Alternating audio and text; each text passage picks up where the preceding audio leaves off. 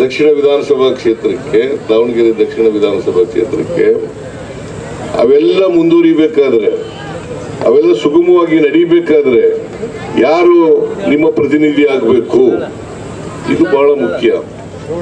ನಿಮ್ಮ ಪ್ರತಿನಿಧಿ ಶ್ಯಾಮರಾಜ ಶಿವಕಂಪನವರ ಮೊಮ್ಮಗ ಆದ್ರೆ ಇವೆಲ್ಲ ಕೆಲಸಗಳನ್ನು ಮುಂದುವರಿಸಲಿಕ್ಕೆ ಸಾಧ್ಯ ಆಗ್ತದೆ ಅಂತಕ್ಕಂಥದ್ದನ್ನ ನಾವೆಲ್ಲರೂ ಕೂಡ ಅರ್ಥ ಮಾಡ್ಕೊಂಡಿದ್ದೀರಿ ಅಂತಕ್ಕಂಥದ್ದು ನನ್ನ ಭಾವನೆ.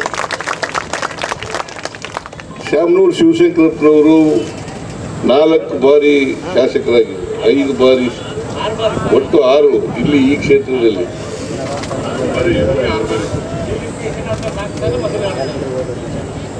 ಈ ಕ್ಷೇತ್ರದಿಂದ 4 ಬಾರಿ ಆಯ್ಕೆಯಾಗಿದ್ರು, ಒಟ್ಟು 6 ಬಾರಿ ಶಾಸಕರಾಗಿದ್ದಾರೆ, ಒಮ್ಮೆ ಲೋಕಸಭಾ ಸದಸ್ಯರಾಗಿದ್ದರು. ಅವರನ್ನ ನೀವೆಲ್ಲರೂ ಕೂಡ ಪ್ರೀತಿಯಿಂದ ಗೌರವದಿಂದ ಕಾಣ್ತಾ ಇದ್ರಿ, ಅವ್ರಿಗೆ ಆಶೀರ್ವಾದ ಮಾಡಿದ್ರಿ ಕಳೆದ ವಿಧಾನಸಭಾ ಚುನಾವಣೆಯಲ್ಲಿ. ಅಷ್ಟೇ ಅಲ್ಲ, ಈ ಕ್ಷೇತ್ರಕ್ಕೆ ಅಪಾರವಾದಂಥ ಕೊಡುಗೆಯನ್ನು ಕೊಟ್ಟಿದ್ದಾರೆ. ಈ ಕ್ಷೇತ್ರಕ್ಕೆ ಅಪಾರವಾದಂಥ ಕೊಡುಗೆಯನ್ನು ಕೊಟ್ಟಿದ್ದಾರೆ. ಮಲ್ಲಿಕಾರ್ಜುನ್ ಅವರು ಏನೇನು ಮಾಡಿದ್ದೀವಿ ಅಂತಕ್ಕಂಥ ಮಾತುಗಳನ್ನು ಹೇಳಿದ್ದಾರೆ. ನಾನು ಮತ್ತೆ ಅದನ್ನೆಲ್ಲ ಪುನರುಚ್ಚಾರ ಮಾಡಲಿಕ್ಕೆ ಹೋಗಲ್ಲ. ಇವತ್ತು ನೇರ ಸ್ಪರ್ಧೆ ಇರ್ತಕ್ಕಂಥದ್ದು ನಮಗೆ ಮತ್ತು ಬಿಜೆಪಿಗೆ. ನೇರ ಸ್ಪರ್ಧೆ ಇರ್ತಕ್ಕಂಥದ್ದು ಬಿಜೆಪಿಗೆ. ಬಿಜೆಪಿ ಕರ್ನಾಟಕದಲ್ಲಿ 9 ವರ್ಷಗಳ ಕಾಲ ಅಧಿಕಾರದಲ್ಲಿದ್ದರು. 9 ವರ್ಷಗಳ ಕಾಲ ಅಧಿಕಾರದಲ್ಲಿದ್ದರು. ಈ 9 ವರ್ಷಗಳಲ್ಲಿ ಅವರು ಪ್ರಚಾರ ಮಾಡ್ತಾ ಇರ್ತಕ್ಕಂಥದ್ದು, ನಾವು 9 ವರ್ಷಗಳಲ್ಲಿ ಇಂತಿಂಥ ಕೆಲಸಗಳನ್ನು ಮಾಡಿದ್ದೇವೆ, ದಾವಣಗೆರೆ ಉತ್ತರ ಕ್ಷೇತ್ರಕ್ಕೆ ಇಂತಿಂಥ ಕೆಲಸ ಮಾಡಿದ್ದೇವೆ, ದಕ್ಷಿಣ ಕ್ಷೇತ್ರಕ್ಕೆ ಇಂತಿಂಥ ಕೆಲಸ ಮಾಡಿದ್ದೇವೆ, ಅದಕ್ಕೋಸ್ಕರ ನಮ್ಗೆ ಓಟ್ ಕೊಡಿ ಅಂತ ಕೇಳ್ತಕ್ಕಂಥದ್ದು ಸ್ವಾಭಾವಿಕ. ಆದರೆ ಅವರು ಯಾವ ಕೆಲಸ ಮಾಡಿದ್ದೀವಿ ಅಂತ ಹೇಳಲ್ಲ, ಏನು ಅಭಿವೃದ್ಧಿ ಕೆಲಸ ಮಾಡಿದ್ದೀವಿ ಅಂತ ಹೇಳಲ್ಲ. ಅದ್ರ ಬದಲಿಗೆ ಸಿದ್ದರಾಮಯ್ಯನನ್ನ ಟೀಕೆ ಮಾಡೋದು, ನಮ್ಮ ಸರ್ಕಾರವನ್ನ ಟೀಕೆ ಮಾಡೋದು. ಯಾಕೆ ಮಾಡ್ತಾರೆ ಅಂತಂದ್ರೆ, ನಾನು ಬಡವರ ಪರವಾಗಿ ಕೆಲಸ ಮಾಡ್ತಾ ಇದ್ದೇನೆ ಅಂತಕ್ಕಂಥ ಕಾರಣಕ್ಕೋಸ್ಕರವಾಗಿ ನನ್ನನ್ನು ಟೀಕೆ ಮಾಡ್ತಾರೆ. ಯಾಕಂದ್ರೆ ಅವ್ರಿಗೇನು ವಿಚಾರ ಇಲ್ಲ ಅಲ್ಲ. ನನ್ನ ಟೀಕೆ ಮಾಡದೆ ಅವ್ರಿಗೆ ದೊಡ್ಡ ಕಾರ್ಯಕ್ರಮ ಆಗ್ಬಿಟ್ಟಿದೆ. ಅದಕ್ಕೋಸ್ಕರ ತಾವೆಲ್ಲ ಅರ್ಥ ಮಾಡ್ಕೋಬೇಕಾಗ್ತದೆ. ನಾನು ಬಡವರ ಪರವಾಗಿದ್ದೀನಿ, ಬಡವರ ಪರವಾಗಿ ಕೆಲಸ ಮಾಡ್ತಾ ಇದ್ದೀನಿ, ಅನೇಕ ಕಾರ್ಯಕ್ರಮಗಳನ್ನ ಈ ರಾಜ್ಯದ ಬಡವರಿಗೆ ಕೊಟ್ಟಿದ್ದೇನೆ ಅಂತಕ್ಕಂಥ ಮಾತುಗಳನ್ನ ತಾವೆಲ್ಲರೂ ಕೂಡ ತಿಳ್ಕೊಂಡಿದ್ದೀರಿ ಅಂತಕ್ಕಂಥದ್ದು ನನ್ನ ಭಾವನೆ. ಕಾಂಗ್ರೆಸ್ ಪಕ್ಷ ಎಲ್ಲರನ್ನೂ ಒಳಗೊಂಡಿರ್ತಕ್ಕಂಥ ಪಕ್ಷ. ಹಿಂದುಳಿದವರು, ದಲಿತರು, ಅಲ್ಪಸಂಖ್ಯಾತರು, ಬಡವರು, ಮಹಿಳೆಯರು, ರೈತರು, ಕಾರ್ಮಿಕರು, ಇವರೆಲ್ಲರೂ ಒಳಗೊಂಡಿರ್ತಕ್ಕಂಥ ಪಕ್ಷ. ಮತ್ತೆ ಎಲ್ಲ ಜಾತಿಯವರು, ಎಲ್ಲ ಧರ್ಮದವ್ರನ್ನು ಒಳಗೊಂಡಿರ್ತಕ್ಕಂಥ ಪಕ್ಷ. ನಾವು ಯಾವತ್ತೂ ಕೂಡ ಧರ್ಮ ವಿಂಗಡಣೆ ಮಾಡ್ತಕ್ಕಂಥದ್ದಾಗಲಿ, ಜಾತಿ ವಿಂಗಡಣೆ ಮಾಡ್ತಕ್ಕಂಥದ್ದಾಗಲಿ ಮಾಡಿಲ್ಲ, ಮಾಡೋದು ಇಲ್ಲ. ಅದು ನಮ್ಮ ಸಿದ್ಧಾಂತ ಅಲ್ಲ, ಕಾಂಗ್ರೆಸ್ಸಿನ ಸಿದ್ಧಾಂತ ಅಲ್ಲ. ಆದರೆ ಬಿಜೆಪಿಯವರು ಸಮಾಜವನ್ನು ಒಡಿತಕ್ಕಂಥದ್ದೇ ಅವ್ರ ಕೆಲಸ. ಧರ್ಮದ ಹೆಸರಿನಲ್ಲಿ, ಜಾತಿ ಹೆಸರಿನಲ್ಲಿ ಒಡಿತಕ್ಕಂಥ ಕೆಲಸ ಬಿಜೆಪಿಯವ್ರದ್ದು. ಅವ್ರು ಏನ್ ಮಾಡಿದ್ದಾರೆ ಹೇಳಿ ನೋಡೋಣ. 9 ವರ್ಷದಲ್ಲಿ ಏನ್ ಮಾಡಿದ್ದಾರೆ ನೀವೇ ಹೇಳಿ. ನಾನು ಹೇಳಿದ್ರೆ ರಾಜಕೀಯವಾಗಿ ಚುನಾವಣೆಗೋಸ್ಕರ ಹೇಳ್ತಾ ಇದ್ದೇನೆ ಅಂತ ಆಗುತ್ತೆ. ನೀವ್ ಹೇಳಿ ಏನ್ ಮಾಡಿದ್ದಾರೆ. 19ರಿಂದ 23ರವರೆಗೆ ಅಧಿಕಾರದಲ್ಲಿ ಇದ್ರು. ಏನ್ ಮಾಡಿದ್ದಾರೆ ಹೇಳಿ ನೋಡೋಣ. ಬೆಂಗಳೂರು ದಕ್ಷಿಣಕ್ಕೆ ಏನ್ ಮಾಡಿದ್ದಾರೆ, ಅಲ್ಲ ದಾವಣಗೆರೆ ದಕ್ಷಿಣಕ್ಕೆ ಏನ್ ಮಾಡಿದ್ದಾರೆ, ದಾವಣಗೆರೆ ನಾರ್ತ್ಗೆ ಏನ್ ಮಾಡಿದ್ದಾರೆ, ಅಥವಾ ದಾವಣಗೆರೆ ಜಿಲ್ಲೆಗೆ ಏನ್ ಮಾಡಿದ್ದಾರೆ, ಕರ್ನಾಟಕಕ್ಕೆ ಏನ್ ಮಾಡಿದ್ದಾರೆ.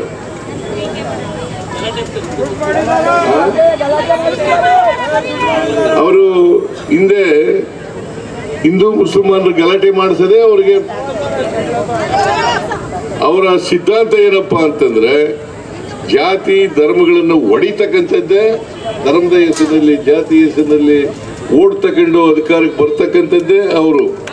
ಕರ್ನಾಟಕದಲ್ಲಿ ಯಾವತ್ತಾದರೂ ಕೂಡ 2008 ಇರ್ಬೋದು, 2018 ಇರ್ಬೋದು, ಯಾವತ್ತಾದ್ರೂ ಕೂಡ ಜನಗಳ ಆಶೀರ್ವಾದ ತಗೊಂಡು ಅಧಿಕಾರಕ್ಕೆ ಬಂದಿದ್ದಾರ? ಜನಗಳ ಆಶೀರ್ವಾದ ತಗೊಂಡು ಅಧಿಕಾರಕ್ಕೆ ಬಂದೇ ಇಲ್ಲ ಅವರು. ಯಾವಾಗಲೂ ಹಿಂಬಾಗಲಿನಿಂದ ಅಧಿಕಾರಕ್ಕೆ ಬಂದಿರೋರು, ಹಿಂಬಾಗಲಿನಿಂದ ಅಧಿಕಾರಕ್ಕೆ ಬಂದಿರೋರು. ಆಪರೇಷನ್ ಕಮಲ ಕೋಟ್ಯಾಂತರ ರೂಪಾಯಿಗಳನ್ನ ಖರ್ಚು ಮಾಡಿ ಎಲ್ಲಿಂದ ಬಂತು ಈ ದುಡ್ಡು? ಎಲ್ಲಿಂದ ಬಂತು ದುಡ್ಡು? ಈಗ ಯಡಿಯೂರಪ್ಪನವರು ಆಪರೇಷನ್ ಕಮಲ ಅಂತಕ್ಕಂಥದ್ದು ಕರ್ನಾಟಕದಲ್ಲಿ ಇರಲಿಲ್ಲ. ಯಡಿಯೂರಪ್ಪನವರು ಇದನ್ನು ಪ್ರಾರಂಭ ಮಾಡಿದ್ರು, ಆಪರೇಷನ್ ಕಮಲ. 2008ರಲ್ಲಿ 8 ಜನ ಶಾಸಕರನ್ನ ರಾಜೀನಾಮೆ ಕೊಡಿಸಿದ್ರು. ಒಬ್ಬೊಬ್ಬ MLAಗೆ 25,000ಕ್ಕೂ ಹೆಚ್ಚು ಕೋಟಿ ರೂಪಾಯಿಗಳನ್ನ ಕೊಟ್ಟರು. ಮತ್ತೆ 25-30 ಸಾವಿರ ಕೋಟಿ, 25-30 ಸಾವಿರ ಅಲ್ಲ ಕೋಟಿ, 25-30 ಕೋಟಿ ರೂಪಾಯಿಗಳನ್ನ ಎಲೆಕ್ಷನ್ಗೆ ಖರ್ಚು ಮಾಡಿದ್ರು. ಎಲ್ಲಿಂದ ಬಂತು ದುಡ್ಡು? ಎಲ್ಲಿಂದ ಬಂತು? ಬಹಳ ಸಾಚಾಗಳ ತರ ಮಾತಾಡ್ತಾರೆ ಯಡಿಯೂರಪ್ಪನವರು. ಸಿದ್ದರಾಮಯ್ಯನವ್ರ ಸರ್ಕಾರ ಲೂಟಿ ಹೊಡೀತಾ ಇದೆ. ಯಾರು ಹೇಳೋದು ಇದನ್ನ? ಮಿಸ್ಟರ್ ಯಡಿಯೂರಪ್ಪ, ನಾಚಿಕೆ ಆಗಲ್ಲ ನಿಮಗೆ? ಮಾನ ಮರ್ಯಾದೆ ಏನಾದ್ರು ಇಲ್ಲ? ಒಮ್ಮೆ ನೀವು ಮುಖ್ಯಮಂತ್ರಿ ಆಗಿರುವಾಗ ನಿಮ್ಮ ಮಗನ ಬಗ್ಗೆ, ನಿಮ್ಮ ಬಗ್ಗೆ ಬಸವನಗೌಡ ಯತ್ನಾಳ್ ಏನ್ ಹೇಳಿದ್ದಾರೆ ಅಂತಕ್ಕಂಥದನ್ನ ಜ್ಞಾಪಕ ಮಾಡ್ಕೊಳ್ಳಿ. 25,000 ಕೋಟಿ ರೂಪಾಯಿಗಳನ್ನ ಯಡಿಯೂರಪ್ಪ ಮತ್ತು ಅವ್ರ ಮಗ ಒಡೆದು ಬಿಟ್ಟಿದ್ದಾರೆ. ಯಾರು ಹೇಳಿರೋದು? ಬಿಜೆಪಿಯ ಕೇಂದ್ರದ ಮಂತ್ರಿಯಾಗಿದ್ದಂತ ಬಸವನಗೌಡ ಯತ್ನಾಳ್.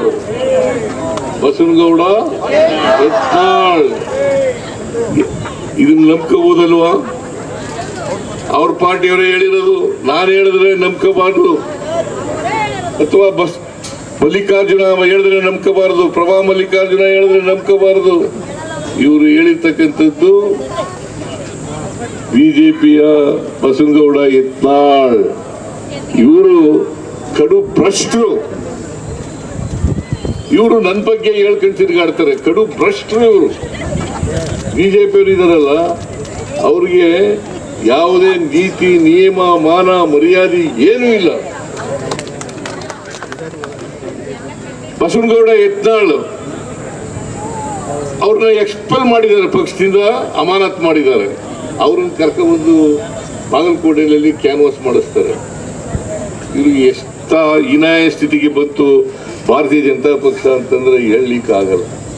ಎಂಥ ಹೀನಾಯ ಪರಿಸ್ಥಿತಿ ಬಂತು. ಒಬ್ಬ ಪಕ್ಷದಿಂದ ಉಚ್ಚಾಟಿಸಲ್ಪಟ್ಟಿರ್ತಕ್ಕಂಥ ವ್ಯಕ್ತಿಯನ್ನ ಕರ್ಕೊಂಡ್ಬಂದು ಅವರ ಅಧಿಕೃತ ಅಭ್ಯರ್ಥಿ ಪರವಾಗಿ ಕ್ಯಾನ್ವಾಸ್ ಮಾಡಿಸ್ತಾರೆ ಅಂತಂದ್ರೆ ಭಾರತೀಯ ಜನತಾ ಪಕ್ಷ ದಿವಾಳಿಯಾಗಿದೆ ಅಂತಕ್ಕಂಥದನ್ನ ಇದು ಅರ್ಥ ಆಗ್ತದೆ ಅಂತಕ್ಕಂಥ ಮಾತುಗಳನ್ನ ಹೇಳಲಿಕ್ಕೆ ಅದಕ್ಕೆ ನಾನು ಹೇಳಿದೆ, ಬಾಗಲಕೋಟೆಯಲ್ಲಿ ಹೇಳಿದೆ, ನಮ್ಮ ಕ್ಯಾಂಡಿಡೇಟ್ ಗೆಲ್ಲದು 100% ಸತ್ಯ.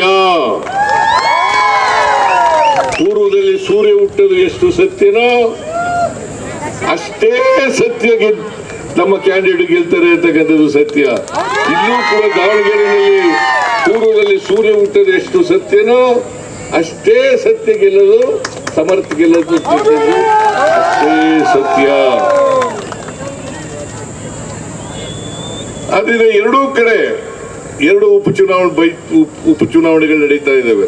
ಒಂದು ದಾವಣಗೆರೆಯಲ್ಲಿ ಶ್ಯಾಮನೂರು ಶಿವಶಂಕರಪ್ಪನವರು ನಿಧನರಾದ್ರಿಂದ, ಇನ್ನೊಂದು ಬಾಗಲಕೋಟೆಯಲ್ಲಿ HY ಮೇಟಿಯವರು ನಿಧನರಾದ್ರಿಂದ. ಇಬ್ರು ಒಳ್ಳೆ ವ್ಯಕ್ತಿಗಳು, ಪ್ರಾಮಾಣಿಕ ವ್ಯಕ್ತಿಗಳು, ಜನಪರವಾದಂಥ ವ್ಯಕ್ತಿಗಳು. ಅವರಿಬ್ಬರು ಕಾಲದಿಂದ ಈ ಚುನಾವಣೆಗಳು ನಡೀತಾ ಇದ್ದಾವೆ. ಈ ಎರಡೂ ಉಪಚುನಾವಣೆಗಳಲ್ಲಿ ನಾವೇ ಗೆಲ್ತೀವಿ. ಇವತ್ತು ಏನಾದರೂ ಕಾಂಗ್ರೆಸ್ ಪಕ್ಷ ನಡೆದಂತ ಪಕ್ಷ ಇದ್ರೆ ಅದು ಕಾಂಗ್ರೆಸ್ ಪಕ್ಷ. ಇಡೀ ದೇಶದಲ್ಲಿ ನುಡಿದಂತೆ ನಡೆದಂತ ಪಕ್ಷ ಇದ್ರೆ ಕಾಂಗ್ರೆಸ್ ಪಕ್ಷ. ಯಾಕಂದ್ರೆ ಯಾಕೆ ಈ ಮಾತುಗಳನ್ನು ಹೇಳ್ತಾ ಇದ್ದೀನಿ ಅಂತಂದ್ರೆ, ನಾನು 2013ರಲ್ಲಿ ಮುಖ್ಯಮಂತ್ರಿ ಆದೆ. ಆ ಸಂದರ್ಭದಲ್ಲಿ ಪಕ್ಷದ ಪ್ರಣಾಳಿಕೆ ಮೂಲಕ 165 ಭರವಸೆಗಳನ್ನು ಕೊಟ್ಟಿದ್ದು. ಆ ಭರವಸೆಗಳಲ್ಲಿ 158 ಭರವಸೆಗಳನ್ನು ಈಡೇರಿಸಿತು. ಇದ್ರ ಜೊತೆಗೆ 30 ಅಡಿಷನಲ್ ಆಗಿ ಕಾರ್ಯಕ್ರಮಗಳನ್ನು ಕೊಟ್ಟು, ಪೈಲಟ್ ಪ್ರೋಗ್ರಾಮ್ಗಳಿಗೆ 30 ಕಾರ್ಯಕ್ರಮಗಳನ್ನು ಕೊಟ್ಟು. ಆದರೆ ಬಿಜೆಪಿಯವರು 2018ರಲ್ಲಿ 600 ಭರವಸೆಗಳನ್ನು ಕೊಟ್ಟಿದ್ರು. ಅದರಲ್ಲಿ ಅವರು ಈಡೇರಿಸಿದ್ದು 4 ವರ್ಷದಲ್ಲಿ ಬರೀ 10% ಮಾತ್ರ. ದುಡಿದಂತೆ ನಡೆದಿದ್ದಾರ ಬಿಜೆಪಿಯವರು? ಮತ್ತೆ ಅವ್ರಿಗೆ ವೋಟ್ ಕೊಡ್ಬೇಕಾ?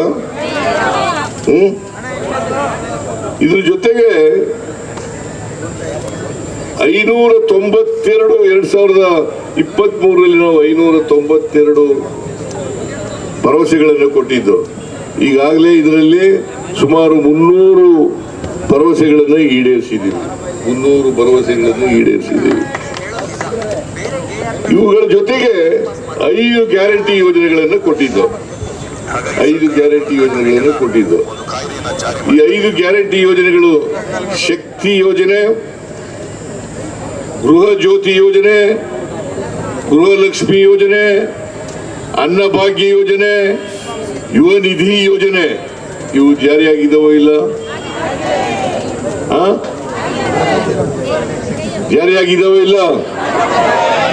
ಹೇಳ್ರಿ, ಸುಮ್ಮನೆ ಕೂತಿದ್ದೀರಲ್ಲ. ಶಕ್ತಿ ಯೋಜನೆ ನಾವು ಅಧಿಕಾರಕ್ಕೆ ಬಂದದ್ದು ಮೇ 20ನೇ ತಾರೀಕು 1923. ಜೂನ್ 11ನೇ ತಾರೀಕಿಗೆ ಒಂದು ತಿಂಗಳು ಒಳಗಡೆ ಶಕ್ತಿ ಯೋಜನೆಯನ್ನು ಜಾರಿ ಕೊಟ್ಟಿದ್ದೀವಿ. ನೀವೆಲ್ಲರೂ ಕೂಡ ಹೆಣ್ಮಕ್ಳು ಇಲ್ಲಿ ಇದ್ದೀರಿ.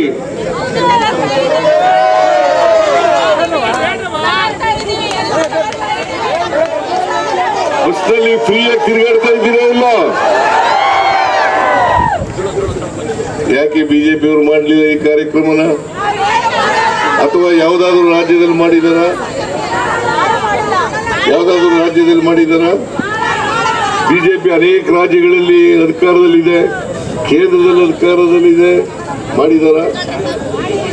ಮಾಡಿಲ್ಲ. ಅದ್ರ ಬದಲು ಏನ್ ಮಾಡ್ತಾ ಇದ್ದಾರೆ? ವಿರೋಧ ಮಾಡ್ತಾ ಇದ್ದಾರೆ.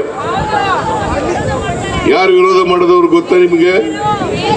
ರಾಜಸ್ಥಾನದಲ್ಲಿ ಈ ಗ್ಯಾರಂಟಿ ಯೋಜನೆಗಳನ್ನು ನಾವು ಘೋಷಣೆ ಮಾಡಿದಾಗ ವಿರೋಧ ಮಾಡಿದವರು ಈ ದೇಶದ ಪ್ರಧಾನಿ ನರೇಂದ್ರ ಮೋದಿಯವರು. ಏನಂತ ಹೇಳಿದ್ರು ಗೊತ್ತು? ರಾಜಸ್ಥಾನದಲ್ಲಿ ಈ ಗ್ಯಾರಂಟಿ ಯೋಜನೆಗಳೆಲ್ಲ ಜಾರಿ ಮಾಡಲಿಕ್ಕೆ ಸಾಧ್ಯ ಇಲ್ಲ, ಅಪಾರವಾದಂತ ದುಡ್ಡು ಬೇಕು, ಕರ್ನಾಟಕ ರಾಜ್ಯ ಆರ್ಥಿಕವಾಗಿ ದಿವಾಳಿ ಆಗ್ಬಿಡ್ತದೆ, ಮಾಡ್ಲಿಕ್ಕೆ ಸಾಧ್ಯನೇ ಇಲ್ಲ ಅಂತ ಹೇಳಿದ್ರು. ನಾನು ಹೇಳ್ಕೊಳ್ಳಿ ಅಂತ ಉತ್ತರ ಕೊಡಕ್ಕೆ ಹೋಗಲಿಲ್ಲ. ಆದರೆ ಈ ಗ್ಯಾರಂಟಿ ಯೋಜನೆಗಳನ್ನ 1 ವರ್ಷ ಮುಗಿಯೋದ್ರೊಳಗಡೆ ಎಲ್ಲ ಗ್ಯಾರಂಟಿ ಯೋಜನೆಗಳನ್ನ ಜಾರಿ ಮಾಡಿದೀವೋ ಇಲ್ಲ? ಜೂನ್ ತಿಂಗಳಲ್ಲಿ ಶಕ್ತಿ ಯೋಜನೆ, ಜುಲೈ ತಿಂಗಳಲ್ಲಿ ಗೃಹ ಜ್ಯೋತಿ ಮತ್ತು ಅನ್ನಭಾಗ್ಯ ಕಾರ್ಯಕ್ರಮ, ಆಗಸ್ಟ್ ತಿಂಗಳಲ್ಲಿ ಗೃಹಲಕ್ಷ್ಮಿ, ಜನವರಿ ತಿಂಗಳಲ್ಲಿ ಯುವ ನಿಧಿ ಕಾರ್ಯಕ್ರಮ ಶಿವಮೊಗ್ಗದಲ್ಲಿ, ಮೈಸೂರಿನಲ್ಲಿ ಇದನ್ನು ಜಾರಿ ಕೊಟ್ಟದ್ದು ರಾಹುಲ್ ಗಾಂಧಿ ಅವರು ಬಂದಿದ್ರು. ಮಲ್ಲಿಕಾರ್ಜುನ ಖರ್ಗೆ ಅವರು ಬಂದಿದ್ರು, ನಾನು, DK ಶಿವಕುಮಾರ್, ಮತ್ತೆ ನಮ್ಮ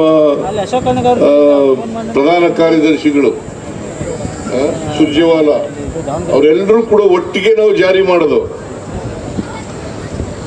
ಅವ್ರು ಯಾಕೆ ಬಿಜೆಪಿ ಅವ್ರು ಮಾಡಲಿಲ್ಲ? ಈ 4 ವರ್ಷ ಇದ್ರಲ್ಲ, ಯಾಕೆ ಮಾಡಲಿಲ್ಲ? ಮತ್ತೆ ಈ ಕಾರ್ಯಕ್ರಮಗಳಲ್ಲಿ ಮಧ್ಯವರ್ತಿಗಳಿಲ್ಲ, ನೇರವಾಗಿ ಫಲಾನುಭವಿಗಳ ಅಕೌಂಟ್ಗಳಿಗೆ ದುಡ್ಡನ್ನು ಕಳಿಸ್ತಕ್ಕಂಥದ್ದು. ನೀವು ಯಾರಾದರೂ ಲಂಚ ಕೊಡ್ತೀರಾ? ಮಧ್ಯವರ್ತಿಗಳಿದಾರ? ಮಧ್ಯವರ್ತಿಗಳಿಲ್ಲ, ಲಂಚ ಇಲ್ಲ, ಕಮಿಷನ್ ಇಲ್ಲ. ಇದನ್ನ ಮಾಡಿದವರು ಯಾರು? 5 ಗ್ಯಾರಂಟಿ ಯೋಜನೆಗಳನ್ನು ಕೂಡ ಜಾರಿ ಮಾಡಿದ್ದೀವಿ. ಮೋದಿಯವರು ಹೇಳಿದ್ರು, ಮೋದಿಯವರು 2014ರಲ್ಲಿ ಪ್ರಧಾನಮಂತ್ರಿ ಆದರು. ಆ ಸಂದರ್ಭದಲ್ಲಿ ಹೇಳಿದ್ರು, ಅಚ್ಚೇ ದಿನ ಈಗ, ಅಚ್ಚೇ ದಿನ ಈಗ ಬಂತ, ಒಳ್ಳೆ ದಿನ ಬಂತ ನಿಮ್ಗೆಲ್ಲ. ಇನ್ನು ಸಮಸ್ಯೆಗಳು ಜಾಸ್ತಿ ಮಾಡಿದ್ದಾರೆ. ನಿಮಗೆ ಪೆಟ್ರೋಲ್ ಡೀಸೆಲ್ ಬೆಲೆ ಏನಾಗಿದೆ ಗೊತ್ತಾ? ಗ್ಯಾಸ್ ಬೆಲೆ ಎಷ್ಟಾಗಿದೆ ಗೊತ್ತಾ? 414 ರೂಪಾಯಿ ಇತ್ತು ಮೋದಿಯವರು ಬಂದಾಗ ಗ್ಯಾಸ್ ಬೆಲೆ. ನೀವು ಗೊತ್ತೇನಮ್ಮ? 414 ರೂಪಾಯಿ. ಇವತ್ತು 950 ರೂಪಾಯಿ ಅಥವಾ 1,000 ರೂಪಾಯಿ. 1,000 ರೂಪಾಯಿ.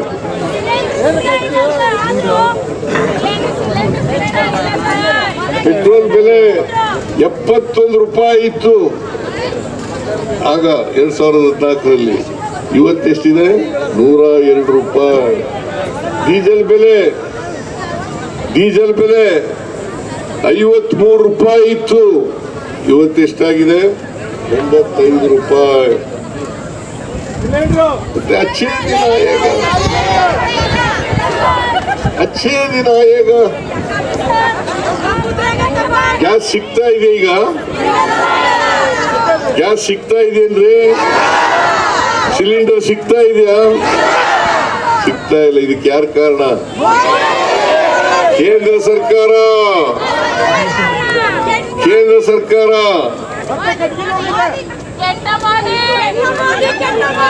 ನರೇಂದ್ರ ಮೋದಿಯವರ ಕಾರಣ. ಆಮೇಲೆ ನರೇಂದ್ರ ಮೋದಿಯವರು ಇನ್ನೊಂದು ಮಾತು ಹೇಳಿದ್ರು, ಏನಪ್ಪಾ ಅಂತಂದ್ರೆ, ವಿದೇಶದಲ್ಲಿ ಕಪ್ಪು ಹಣ ಇದೆ, ಆ ಕಪ್ಪು ಹಣ ತಗೊಬಂದ್ಬಿಟ್ಟು ಎಲ್ಲ ಕುಟುಂಬಗಳಿಗೆ 15 ಲಕ್ಷ ಕೊಟ್ಬಿಡ್ತೀನಿ ಅಂತ ಹೇಳಿದ್ರು. ಹಾಕಿದ್ರ? 1 ರೂಪಾಯಿನಾರು ಹಾಕಿದ್ರ?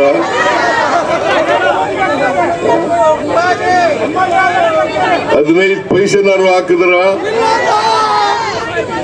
15 ಪೈಸೆ.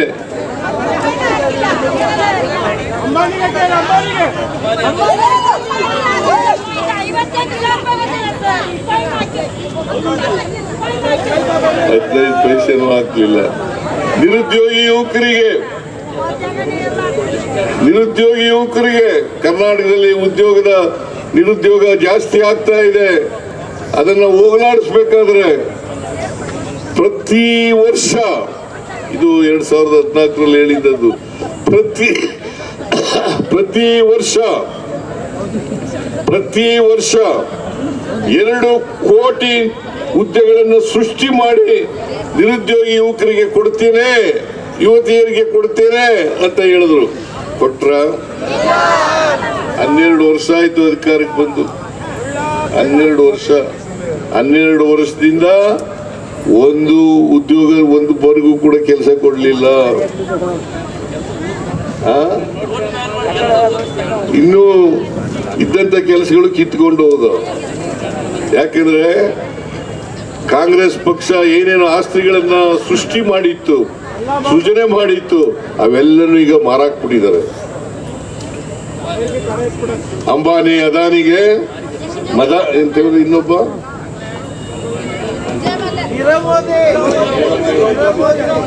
ನೀರವ್ ಮೋದಿ ಅವನು ಸಾಲ ಮಾಡಿಬಿಟ್ಟು ಹೊರಟೋದ ದೇಶನೇ ಬಿಟ್ಟು ಹೊರಟೋದ.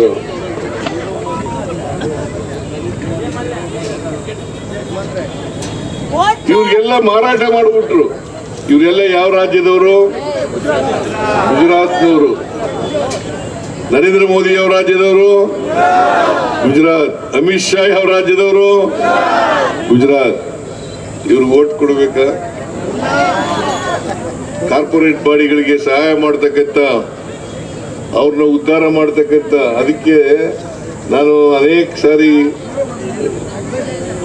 ಹೇಳ್ತೇನೆ, ಏನಪ್ಪಾ ಅಂತಂದ್ರೆ, ಒಂದು ಆರ್ಥಿಕ ಥಿಯರಿನಲ್ಲಿ, ಆರ್ಥಿಕ ತತ್ವಗಳಲ್ಲಿ 2 ತರ ಇದೆ. ನಾಗರಾಜ ತಿಳ್ಕೊ, ನೀನು ಭಾಷಣ ಮಾಡ್ತಾ ಇದೀಯ. 2 ತರ ಇದೆ. ಒಂದು ಟ್ರಿಕಲ್ ಡೌನ್ ಆರ್ಥಿಕ ತತ್ವ, ಟ್ರಿಕಲ್ ಡೌನ್ ಆರ್ಥಿಕ ತತ್ವ. ಇನ್ನೊಂದು ಯೂನಿವರ್ಸಲ್ ಬೇಸಿಕ್ ಇನ್ಕಮ್ ಆರ್ಥಿಕ ತತ್ವ. Universal basic. ಒಂದು ಸಪ್ಲೈ ಮಾಡ್ತಕ್ಕಂಥದ್ದು, ಇನ್ನೊಂದು ಡಿಮ್ಯಾಂಡ್. ಸಪ್ಲೈ ಮತ್ತು ಡಿಮ್ಯಾಂಡ್. ನಮ್ದು ಡಿಮ್ಯಾಂಡ್ ಮಾಡ್ತಕ್ಕಂಥ ತತ್ವ ಯೂನಿವರ್ಸಲ್ ಬೇಸಿಕ್ ಇನ್ಕಮ್ ಥಿಯರಿ, ಆರ್ಥಿಕ ಥಿಯರಿ. ಈಗ ಒಂದು ಪಿರಮಿಡ್ ಇರ್ತದೆ. ಆ ಪಿರಮಿಡ್ನಲ್ಲಿ ಮೇಲ್ಭಾಗದಲ್ಲಿ ಇರ್ತಕ್ಕಂಥವರು ಶ್ರೀಮಂತರು, ಕಾರ್ಪೊರೇಟ್ ಬಾಡಿಗಳು, ಕೈಗಾರಿಕೋದ್ಯಮಿಗಳು, ಮತ್ತೆ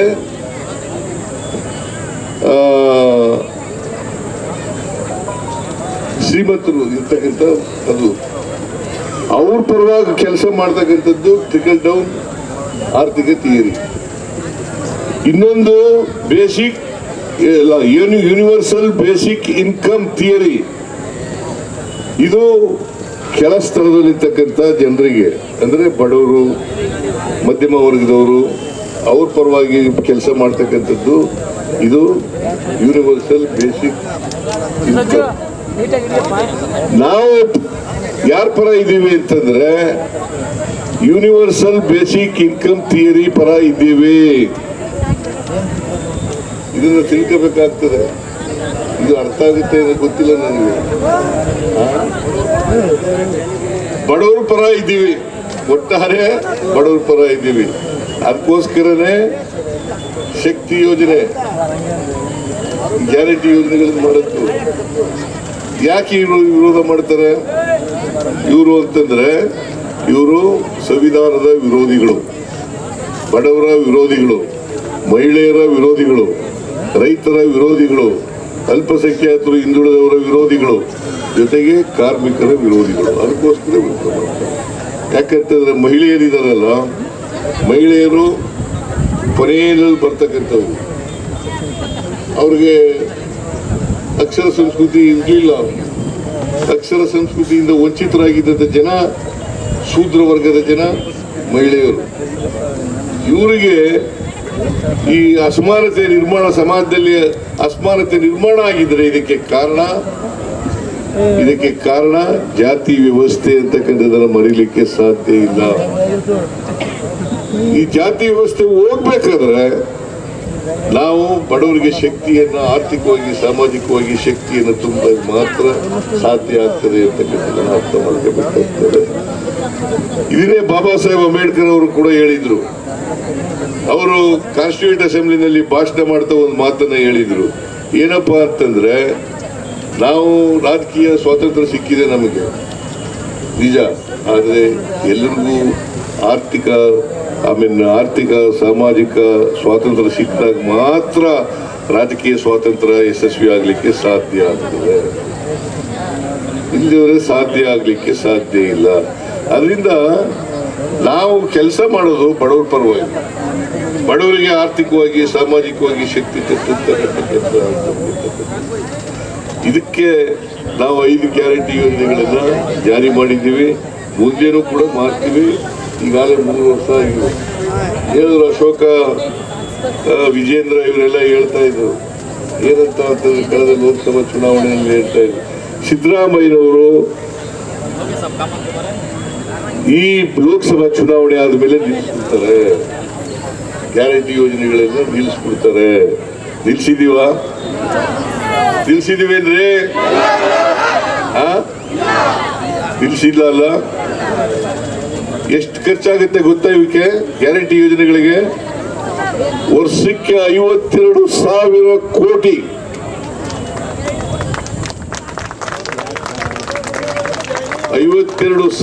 ಕೋಟಿ. ಮಾರ್ಚ್ 24, 2026ಕ್ಕೆ ನಾವು ಖರ್ಚು ಮಾಡಿರ್ತಕ್ಕಂಥ ಹಣ 1,31,000 ಕೋಟಿ. 1,31,000 ಕೋಟಿ ಖರ್ಚು ಮಾಡಿದ್ದೀವಿ. ನಿಲ್ಲಿಸ್ತೀವ? ಮತ್ತೆ ಇವು ಎಲ್ಲ ಮುಂದುವರಿಬೇಕಲ್ಲ. ಯಾವುದಿಲ್ಲ. ಆಮೇಲೆ 6ನೇ ಗ್ಯಾರಂಟಿ ಅಂತ ನಾನು ಹೇಳಕ್ ಹೋಗಲ್ಲ, ನಾನು ಭರವಸೆ ಕೊಟ್ಟಿಲ್ಲ. ಇವೆಲ್ಲರಿಗೂ ಕೂಡ ಸೂರು ಸಿಕ್ಬೇಕು. ಅದಕ್ಕೋಸ್ಕರ ನಾನು ಈ ಸಾರಿ ಈಗ ಬಿಜೆಪಿಯವರು ಅಧಿಕಾರದಲ್ಲಿ ಇದ್ರಲ್ಲ, ಆಗ ಎಲ್ಲ ಭರವಸೆಗಳು ಕೊಟ್ಬಿಟ್ಟಿದ್ರು. 14,000 ಮನೆಗಳನ್ನ ವಾಗ್ದಾನ ಕೊಟ್ಬಿಟ್ಟಿದ್ರು. 14,000 ದುಡ್ಡೇ ಇಟ್ಟಿಲ್ಲ. ನಾನು ಬಂದು ಎಲ್ಲನೂ ತೀರಿಸ್ತಾ ಇದ್ದೀನಿ. ಎಷ್ಟು ಬಾಕಿ ಬಿಲ್ ಕೊಟ್ಟಿದ್ದು ಗೊತ್ತಾ? ಬಾಕಿ ಬಿಲ್ ಬಿಟ್ಟಿದ್ದು 29,000 ಕೋಟಿ.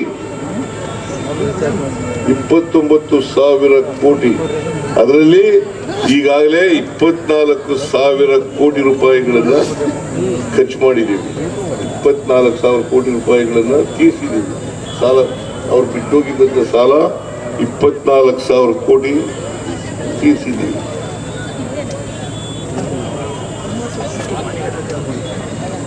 ಆಮೇಲೆ ಯುವ ನಿಧಿ ಕಾರ್ಯಕ್ರಮ. ಆ ಯುವ ನಿಧಿ ಕಾರ್ಯಕ್ರಮದಲ್ಲಿ ಯಾರ್ಯಾರು ಪದವೀಧರರಿರ್ತಾರೆ, ನಿರುದ್ಯೋಗಿಗಳಿರ್ತಾರೆ, ಅವ್ರಿಗೆಲ್ರಿಗೂ ಕೂಡ ತಿಂಗಳಿಗೆ 3,000 ರೂಪಾಯಿ ಕೊಡ್ತಕ್ಕಂಥ ಕೆಲಸವನ್ನು ಮಾಡ್ತೀವಿ. ಆಮೇಲೆ 2,50,000 ಉದ್ಯೋಗಗಳು ಖಾಲಿ ಇದ್ದಾವೆ. ಇಲ್ಲಿವರೆಗೆ 40,000 ಹುದ್ದೆಗಳನ್ನು ಭರ್ತಿ ಮಾಡಿದ್ದೀವಿ. ಈ ವರ್ಷ 56,432 ಹುದ್ದೆಗಳನ್ನು ಭರ್ತಿ ಮಾಡ್ತೇವೆ. 56,432 ಹುದ್ದೆಗಳನ್ನು ಭರ್ತಿ ಮಾಡ್ತೀವಿ. ಹಂತವಾಗಿ ಉಳಿದಂತ ಎಲ್ಲ ಹುದ್ದೆಗಳನ್ನು ಕೂಡ ಭರ್ತಿ ಮಾಡ್ತೀವಿ. ಇದು ನಮ್ಮ ಪ್ರಧಾನಮಂತ್ರಿಗಳು ಹೇಳಿರ್ತಕ್ಕಂಥ. ಆದ್ರಿಂದ ಯಾರು ಕೂಡ ಯುವಕರು ಯುವತಿಯರು ಆತಂಕ ಪಡಬೇಕಾದಂತ ಅಗತ್ಯ ಇಲ್ಲ. ನಾವು ಎಲ್ಲ ಹುದ್ದೆಗಳನ್ನು ಕೂಡ ಭರ್ತಿ ಮಾಡ್ತಕ್ಕಂಥ ಕೆಲಸವನ್ನ ಮಾಡ್ತೇವೆ ಅಂತಕ್ಕಂಥ ಮಾತುಗಳನ್ನ ಈ ಸಂದರ್ಭದಲ್ಲಿ ಹೇಳಲಿಕ್ಕೆ ಬಯಸ್ತಾ ಇದ್ದೇನೆ. ಅದರಿಂದ ನಾವು ಡಿಪ್ಲೊಮಾ ಹೋಲ್ಡರ್ಸ್ಗೆ 1,500 ರೂಪಾಯಿ, ಪದವೀಧರರಿಗೆ 3,000 ರೂಪಾಯಿ ಇದನ್ನ ಕೊಡ್ತಾ ಇದ್ದೀವಿ. ಈ ಸವಲತ್ತನ್ನ ಕೊಡ್ತಾ ಇರ್ತಕ್ಕಂಥದ್ದು ಕಾಂಗ್ರೆಸ್ ಪಕ್ಷ ಅಂತಕ್ಕಂಥ ಮಾತುಗಳನ್ನ ಹೇಳಲಿಕ್ಕೆ ಬಯಸ್ತಾ ಇದ್ದೇನೆ. ಹಣದುಬ್ಬರ ಕರ್ನಾಟಕದಲ್ಲಿ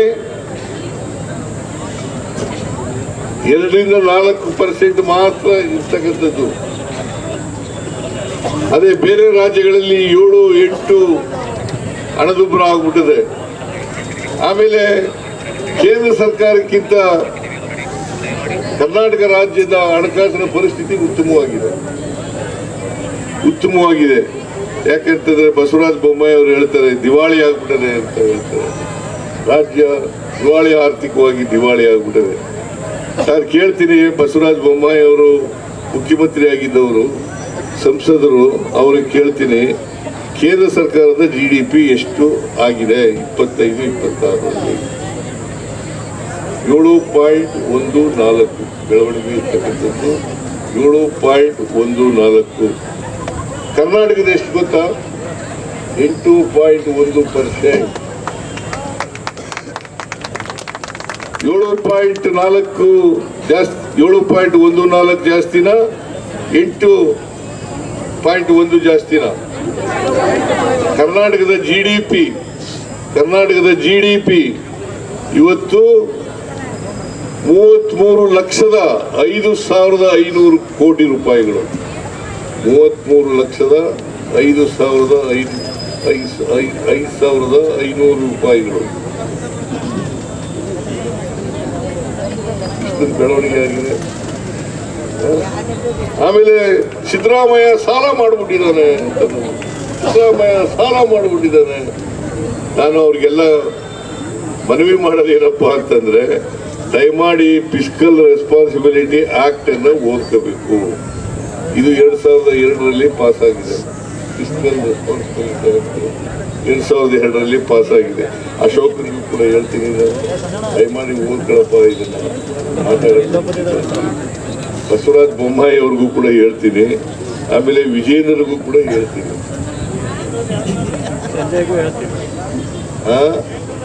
ಕೇಂದ್ರದ ಸಾಲ ನಾವು ಇವರು ನರೇಂದ್ರ ಮೋದಿ ಅವರು ಪ್ರಧಾನಮಂತ್ರಿ ಆದಾಗ ಎಷ್ಟು ಸಾಲ ಇತ್ತು ಗೊತ್ತಾ? ಮನಮೋಹನ್ ಸಿಂಗ್ ಅವರು ಬಿಟ್ಟೋದಾಗ 53,11,000 ಕೋಟಿ. 53,11,000 ಕೋಟಿ. ಈಗ ಎಷ್ಟಪ್ಪ ಇದೆ ಅಂತಂದ್ರೆ 218,52,000 ಕೋಟಿ. ಇವರು ನರೇಂದ್ರ ಮೋದಿ ಅವರು ಸಾಲ ಮಾಡಿರ್ತಕ್ಕಂಥದ್ದು ಒಟ್ಟು ಸಾಲ 165 ಲಕ್ಷ ಕೋಟಿಗೂ ಹೆಚ್ಚು. 165 ಲಕ್ಷ ಕೋಟಿಗೂ ಹೆಚ್ಚು. 12 ವರ್ಷದಲ್ಲಿ ಮಾಡಿರ್ತಕ್ಕಂಥದ್ದು. ಸ್ವಾತಂತ್ರ್ಯ ಬಂದ ಮೇಲೆ ಆಗಿರ್ತಕ್ಕಂಥದ್ದು 53,11,000 ಕೋಟಿ. ಈಗ ಇವರು ನರೇಂದ್ರ ಮೋದಿ ಅವರು 12 ವರ್ಷದಲ್ಲಿ ಮಾಡಿರ್ತಕ್ಕಂಥದ್ದು 165 ಲಕ್ಷ ಕೋಟಿ. ನಾನು ಸಾಲ ಮಾಡಿದ್ದೀನಿ. ಫಿಸ್ಕಲ್ ರೆಸ್ಪಾನ್ಸಿಬಿಲಿಟಿ ಆಕ್ಟ್ ನಲ್ಲಿ 3 ಪ್ಯಾರಾಮೀಟರ್ಸ್ ಗಳನ್ನು ಹೇಳ್ತಾರೆ. ಒಂದು, 3% ಒಳಗಡೆ ಫಿಸ್ಕಲ್ ಡಿಫಿಸಿಟ್ ಇರಬೇಕು. 3% ಒಳಗಡೆ ಇರಬೇಕು. ಆಮೇಲೆ ಎರಡನೇದು, ಸಾಲ ಮಾಡಿರ್ತಕ್ಕಂಥದ್ದು ಜಿಡಿಪಿಯ 25% ಒಳಗಡೆ ಇರಬೇಕು. ನಾವು 3% ಒಳಗಡೆ ಅಂದ್ರೆ 2.95% ಇದೆ. ಫಿಸ್ಕಲ್ ಡಿಫಿಸಿಟ್ ಎಷ್ಟು ಪರ್ಸೆಂಟ್ ಇದೆ? 2.95. ಸಾಲ ಎಷ್ಟಿದೆ? 24.94. ಅಂದ್ರೆ 3%, 25% ಒಳಗಡೆ ಇದೆಯಲ್ಲ. ಮತ್ತೆ ಸಾಲ ಎಲ್ಲಿ ಮಾಡಿದೀವಿ? ಮತ್ತೆ ಸಾಲ ನಿಗದಿ ಮಾಡೋರು ಯಾರು ಗೊತ್ತಾ? ಕೇಂದ್ರ ಸರ್ಕಾರದವರು.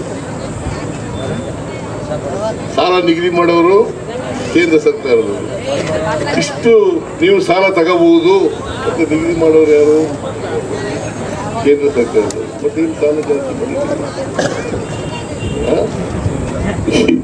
ಸುಳ್ಳು ಹೇಳೋದಕ್ಕೆ ಒಂದು ಇತಿಮಿತಿ ಇರಬೇಕಲ್ಲ. ಅದಕ್ಕೆ ನಾನು ಹೇಳೋದು, ಸುಳ್ಳು ಹೇಳೋದ್ರಲ್ಲಿ ನಿಶ್ಚೀವರು ಬಿಜೆಪಿ ಅವರು. ಸುಳ್ಳೇ ಅವ್ರ ಮನೆ ದೇವರು. ಸುಳ್ಳು ಹೇಳೋದು ಬಿಟ್ಟರೆ ಏನು ಜನರನ್ನ ದಾರಿ ತಪ್ಪಿಸ್ತಕ್ಕಂಥ ಕೆಲಸವನ್ನು ಮಾಡ್ತಾರೆ. ಎಷ್ಟು ಗೊತ್ತಾ? ಈ 14 ಅಣಕ ನಿಮ್ಗೆ ಏನಾಗ ಗೊತ್ತಾಗ್ತಾ ಇಲ್ಲ ಗೊತ್ತಿಲ್ಲ, ನಾನು ಹೇಳಕ್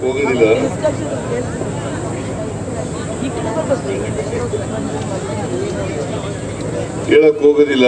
ಯಾಕೆ ಹೇಳೋದಿಲ್ಲ ಅಂತಂದ್ರೆ ನಿಮ್ಗೆಲ್ಲ ಇವೆಲ್ಲ ಬೇಸರ ಆಗಿ ಹಿಡಿಸ್ಬೋದು. ಅಂಕಿಅಂಶಗಳೆಲ್ಲ ಹೇಳಿದ್ರೆ ಬೇಸರ ಹಿಡಿಸ್ಬೋದು. ಆದ್ರಿಂದ ನಾನು ಹೇಳ್ತೇನೆ, ಬಿಜೆಪಿಯವರು ಯಾವಾಗಲೂ ಶ್ರೀಮಂತರ ಪರವಾಗಿ, ಮೇಲ್ವರ್ಗದವ್ರ ಪರವಾಗಿ, ಕಾರ್ಪೊರೇಟ್ ಬಾಡಿಗಳ ಪರವಾಗಿ, ಅವ್ರ ಪರವಾಗಿರ್ತಕ್ಕಂಥ ಪಕ್ಷ. ನಮ್ಮದು ಬಡವರ ಪರವಾಗಿರ್ತಕ್ಕಂಥ ಪಕ್ಷ. ಅದಕ್ಕೋಸ್ಕರ ಶ್ಯಾಮನೂರು ಶಿವಶಂಕರಪ್ಪನವರ ಆತ್ಮಕ್ಕೆ ಶಾಂತಿ ನೆಮ್ಮದಿ ಸಿಗ್ಬೇಕಲ್ಲ. ಅವ್ರ ಆತ್ಮಕ್ಕೆ ಶಾಂತಿ ಸಿಗ್ಬೇಕಲ್ಲ. ಅವ್ರ ಶಾಂತಿ ಸಿಗ್ಬೇಕಾದ್ರೆ ಸಮರ್ಥವರು ಗೆಲ್ಲೇಬೇಕು.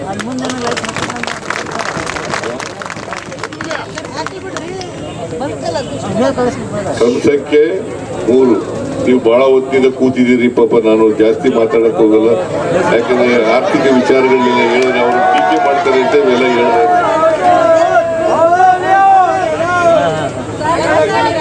ಬಿಸಿಲು ಬೇರೆ ಇದೆಯಲ್ಲ, ಬಹಳ ಹೊತ್ತಿನಿಂದ ಕೂತಿದ್ದೀರಿ 12 ಗಂಟೆಯಿಂದ. ನಾನು ಇದಕ್ಕೆ ಹೋಗ್ಬೇಕು ಎಂತದು ಬಾಗಲಕೋಟೆಗೆ ಹೋಗ್ಬೇಕು, ಅಲ್ಲಿ ಸಾರ್ವಜನಿಕ ಸಭೆ ಇದೆ, ಅಲ್ಲಿಗೆ ಹೋಗ್ಬೇಕಾಗಿರೋದ್ರಿಂದ ಈ ಒಂದೇ ನಿಮ್ಮಲ್ಲಿ. ಹೆಚ್ಚಿನ ವಿಡಿಯೋಗಳಿಗೆ ಪ್ರತಿಧ್ವನಿ ಯೂಟ್ಯೂಬ್ ಚಾನೆಲ್ ಸಬ್ಸ್ಕ್ರೈಬ್ ಮಾಡಿ, ಬೆಲ್ ಐಕಾನ್ ಕ್ಲಿಕ್ ಮಾಡಿ.